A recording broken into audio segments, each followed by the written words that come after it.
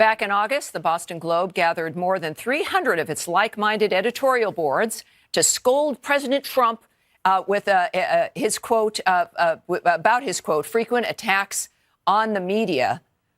So there will be surely a similar campaign, we believe, for this gross attack on the press. I'm wondering why you won't answer questions on the new Green Deal. I won't answer questions to the Daily Caller, period. You're trash. Why do you think we're trash, sir? Don't keep harassing me. To the Capitol.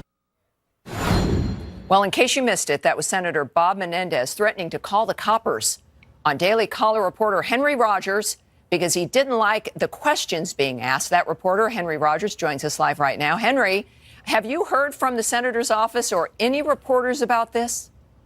Well, it's funny, actually. His communications directors tweeted about this shortly after it went viral, after this clip went viral, after he would not speak to my intern, Paul Ingraham, and I, and threatened to call the police on us. So actually, they tweeted out the article in support of Senator Menendez's comments. Yeah, you know, this is particularly troubling, though. I mean, he got particularly hostile when he found out that you weren't legacy media.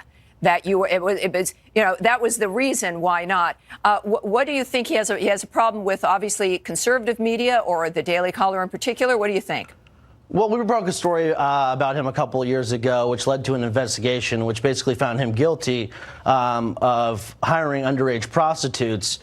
So I understand why he might not like us or the Daily Caller that much, but that's no reason for him to threaten to call the police on me for asking a fair question, a softball question about the Green New Deal. Yeah, Henry, absolutely. I agree with you. I don't believe he was found guilty. I think that there was a hung jury and they dropped charges ultimately. But bottom line is he didn't like questions being asked. And he's a lawmaker threatening to call the cops on a reporter. Certainly a little bit of hypocrisy there. Henry, thank you very much.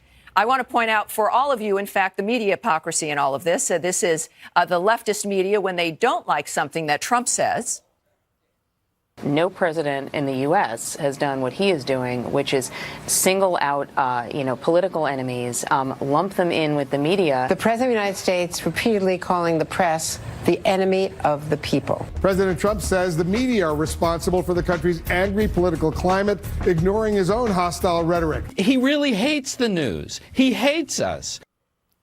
All right. But when a member of the conservative media gets attacked, well, that obviously doesn't count as much of the same, certainly, as we saw in that last segment there with Henry.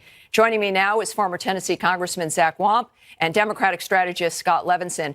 Scott, so why does the left only really defend the media when or the freedom of the press in general when it's convenient for them? Do you see it that way? I would think you probably don't. I obviously don't, honey, but I think the real issue is we're creating parallels where they don't exist. The issue with the president is he's created a hostile work environment. It's a safety issue. We had a cameraman assaulted last week. He's removed press passes and kept people from the People's House, the White House. So the fact that on the president's side, we have a safety issue, not just a politician not wanting to answer questions. That happens every day in this country. Certainly, but you can say no to answering a question without saying you're going to call the police on someone. You don't think that creates a security issue or sends a signal to Americans that reporters should be arrested if they dare to ask a question? As far as I know, the Capitol Police weren't called. They weren't answering themselves. But he threatened it. The halls of Congress are a public zone, and the press have a right to that public zone. The People's House, keeping press from the White House, it's the People's House. Well, keeping press is not the same as simply asking for a different reporter to represent an entity. And I understand what you're saying, but I think that the president's powerful, a senator's powerful. Zach, what's your take on this? So what's good for the goose is obviously not good for the gander. But on the big issue here, and the reason the president can get away with saying fake news. Remember, Walter Cronkite said that the media is actually the fourth branch of the federal government. Mm-hmm.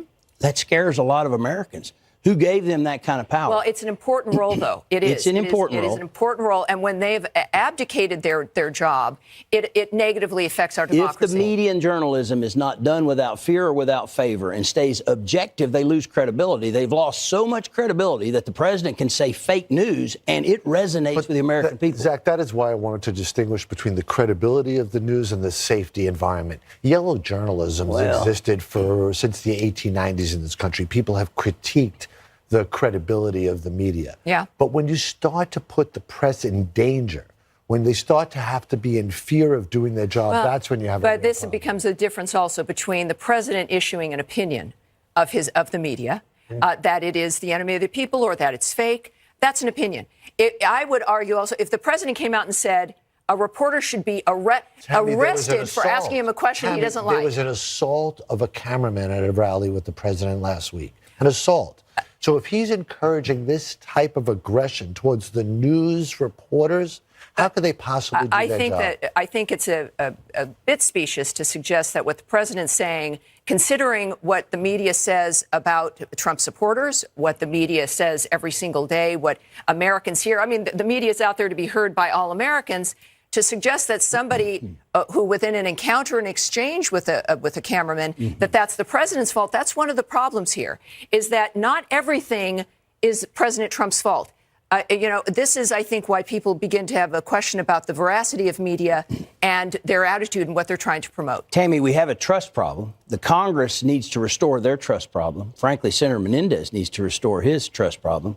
And the media needs to restore their trust problem. And then the country would actually have more trust, more faith. Well, and we're seeing it also affected in the ratings, right? You've got networks that are being beaten by ancient aliens, because they're not trusted so much. Right. People don't necessarily need to agree with everything they hear.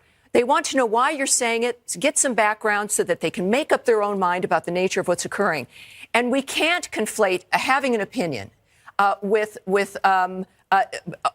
suggesting or threatening to have someone arrested. I mean, that is, and when you actually could do it in the Senate, you would agree that that was an inappropriate thing to say to that reporter. I mean, again, I don't know that the Capitol Police were even called in this case, Tammy. But it would be like you going in and threatening to kill someone. But it's like, I didn't kill him, even though I threatened to kill him. You don't get away with that. I just don't think it's analogous with the violence we saw. But in this country, we should be able to disagree without being enemies. Well, we used to be able to do that. We'll get back to that at some point, I do believe. All right, gentlemen, thank you very much for joining.